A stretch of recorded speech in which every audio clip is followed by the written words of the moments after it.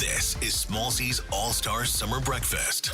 Before you go, it used to be and so will you love. Hello, it's Capaldi and Smallsy's Surgery on Nova. 'Cause I'm not ready to find out you know how to forget me. Please welcome Lewis Capaldi.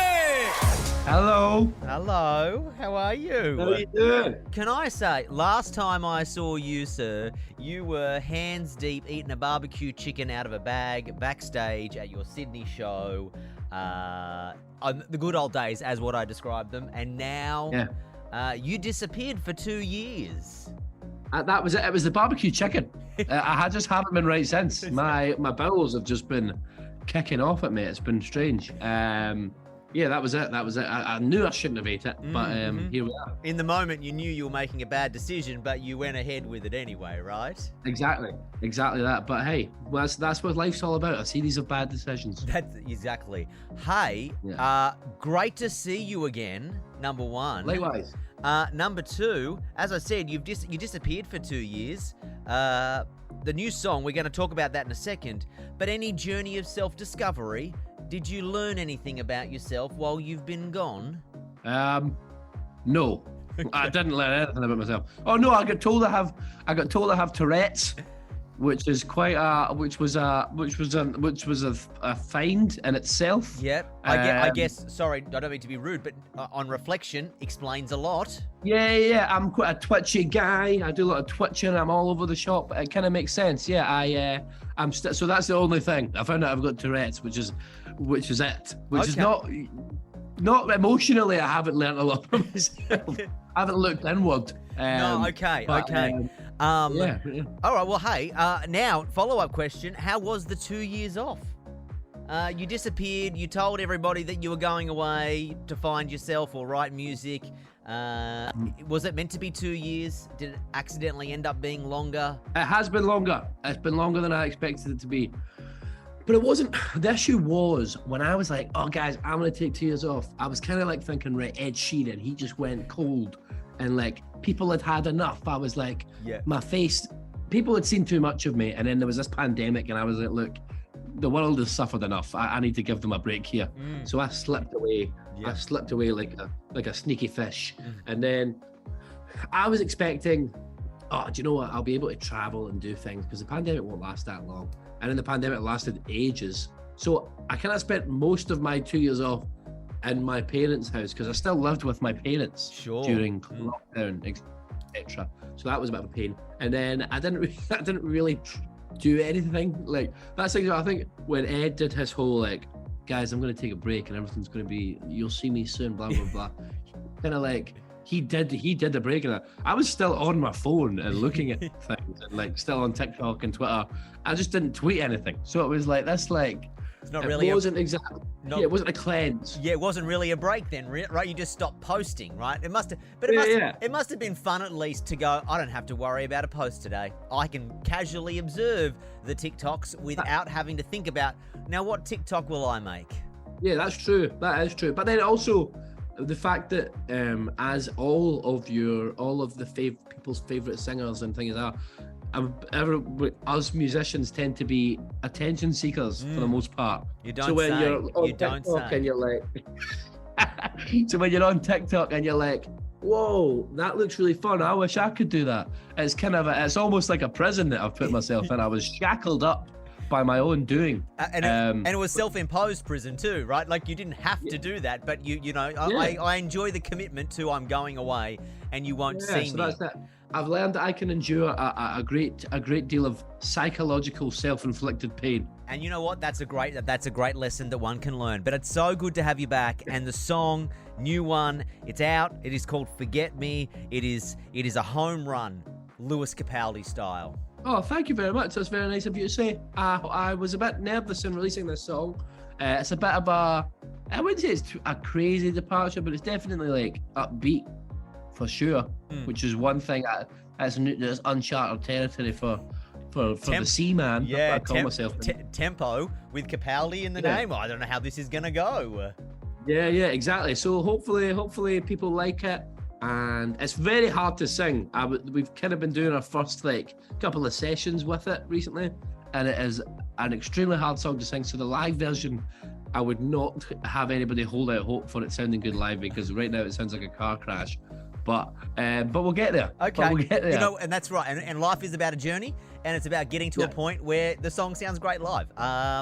Hey, can I say, and I mean, you know, as an artist, I guess you're already constantly full of self-doubt, and I don't want to put any self-doubt into your future. But the debut album, Divinely Uninspired to the Hellish Extent, what an incredible record that would have surpassed any of your wildest expectations. Are you nervous for the second one? Why are you doing this to me? Why are you asking me these questions? Yes, I'm nervous for the second one. Of course I am. I think I wish that the first one just had gone a little bit worse. Do you know what I mean? I wish it had been just a little bit more of a car crash. Like, I wish it had just like there'd been a few blips in the road. I wish kind of like the expectation. But then again, this thing of like the expectations are high in terms of like my like I want to have it go well, and the label obviously want me to make them lots of money and have it go well. So I'm trying that. I'm trying my best. But in the grand scheme of things, it doesn't matter if my album's successful.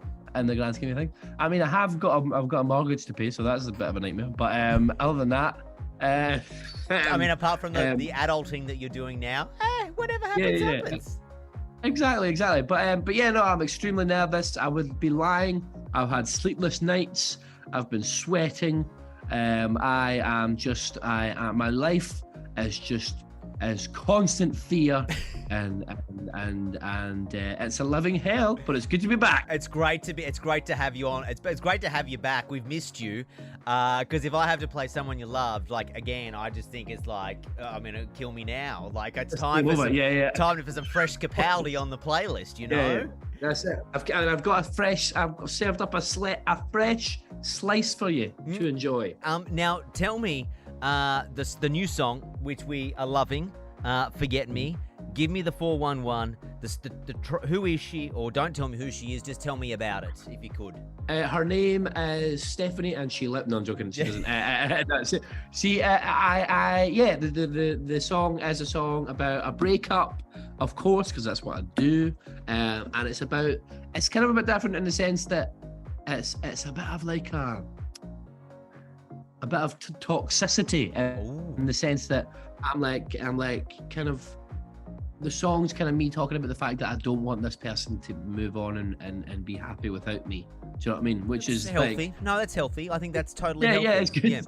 Yeah, exactly. Yeah, for sure. And it's like that thing of like, I'd rather this person was still like filled with hate for me and all the rest of it, because it'd be nice to know that in that way we're still connected in some disgusting, twisted way. Do you know what I mean? Like, I think that's a thing that some of my friends have gone through it as well. But like, I think it was just one of those. It was an interesting thing to write about.